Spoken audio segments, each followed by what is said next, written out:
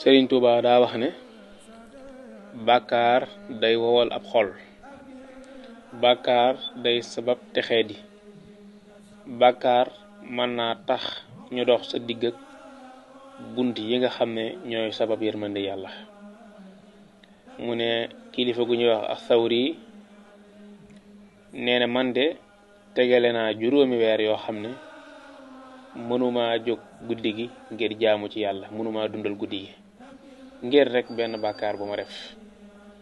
ñu laaj ko ban bàkkaar la, mu ne xanaa damaa gis jenn waay ci góor yàlla yi muy jooy, xëy na jamono ju muy jaamu yàlla la muy jooy, ma wax sama xel ne kii day ngistal. nee na loolu daal ci lañ ma xañ juróomi weer yu tegaloo yoo xam ne mënumaa jóg mukk dundal guddi gi ngir jaamu yàlla.